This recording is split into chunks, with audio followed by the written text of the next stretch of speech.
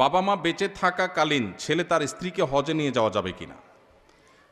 দেখুন, বাবা মা বেঁচে আছেন, আপনি আপনার স্ত্রীকে হজে নিয়ে গেছেন, কাজটা কি ভালো করলেন না খারাপ করলেন?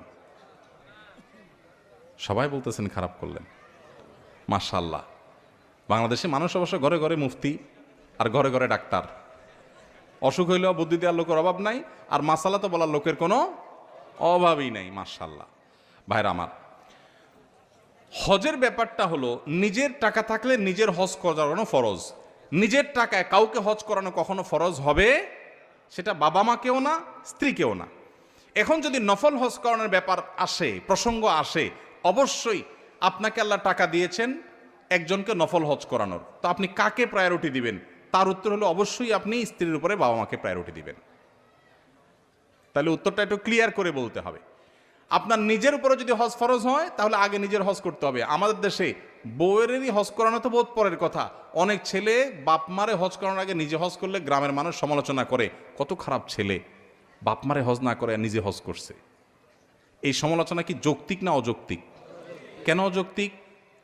কারণ হজ যার টাকা থাকে তার উপরে ফরজ হয়। ছেলের টাকা হয়েছে ছেলের উপরে ফরজ, বাপ মার টাকা নেয় তাদের উপরে ফরজ না। এটা রেসপেক্টের বিষয় না, এটা ফরজ আদায়ের বিষয়, অতএব ফরজ আদায় করতে হবে।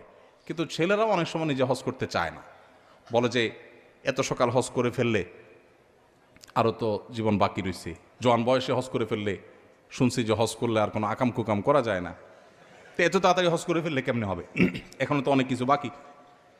আমি বলি, এখানে ওলামা একরাম আছেন, আমার ভুল হলে বলবেন, আমি কোরআন হাদিসে কোথাও কোনো ফেকার কিতাবে, মাসালার কিতাবে এটা পাই নাই যে হজ করলে আর কোনো আকাম করা যাবে না। এ কথা কোনো কিতাবে লেখা নেই। কে বলছে হজ করলে আকাম করা যাবে না?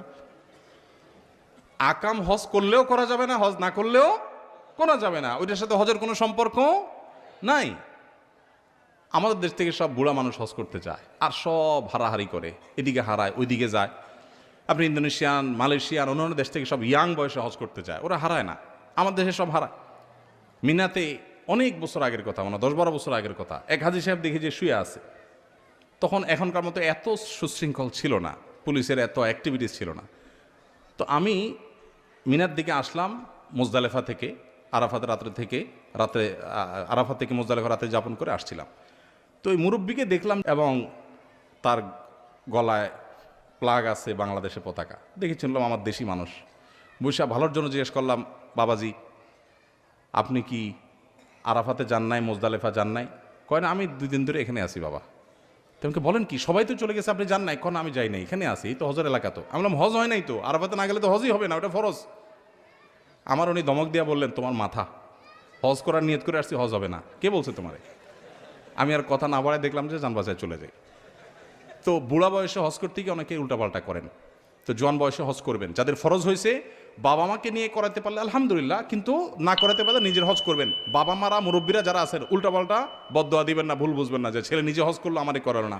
তার উপরে ফরজ হয়েছে সে করবে, তার যদি আল্লাহ টাকা বেশি দেয় তো নিজেও করবে, বাপ মাকেও নিয়ে যাবে, সেটা ভিন্ন কথা। কিন্তু না থাকলে তারটা আগে করতে হবে, যেহেতু তারটা ফরজ হয়েছে, আপনার টাকা নেই, আপনার উপরে ফরজ না।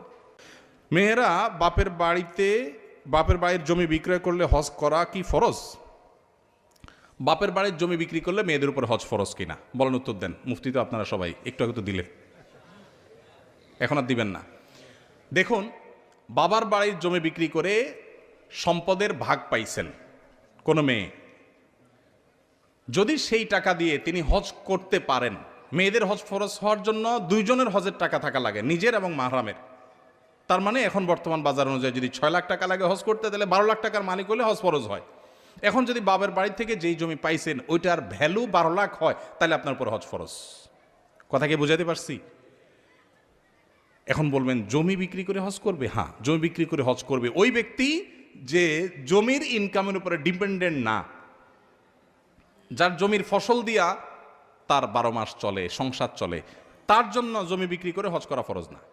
কিন্তু যার জমিটা ফসলি জমির না বা এটার উপর তিনি ডিপেন্ডেন্ট না, তাহলে সেক্ষেত্রে এটা বিক্রি করেও হজ করার মতো সামর্থ্য হলে তিনি হজ করবেন। অতএব কোনো বোন, তিনি কি বাবার বাড়ির সম্পদ পেয়ে ধনী হয়েছেন, নাকি স্বামীর মোহর পেয়ে ধনী হয়েছেন, নাকি বিভিন্ন বন্ধুবান্ধব আত্মীয় স্বজনের গিফট পেয়ে ধনী হয়েছেন, ছেলেদের টাকা দিয়ে ধনী হয়েছেন, ডাজ নট ম্যাটার। দেখার বিষয় হলো হজ করার টাকা হয়েছে কিনা, হয়েছে তারপর হজ ফরজ।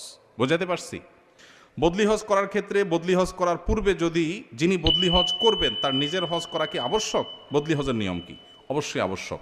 আপনি যদি কারোর বদলি হজ করতে চান, টাকা তার, আপনি হজ করবেন, তাহলে আপনার নিজের হজ আগে করতে হবে। নবী সাল্লাল্লাহু আলাইহি সাল্লামের সময় এক ব্যক্তি হজ করছেন এবং তিনি তালবিয়া এহরাম বাঁধার সময় নিয়ত করছেন, আল্লাহ আমার ভাই শুভরুমার তরফ থেকে আমি এহরাম বাঁধছি। তখন নবী সাল্লাল্লাহু আলাইহি সাল্লাম বলেছেন, তুমি নিজেকে নিজে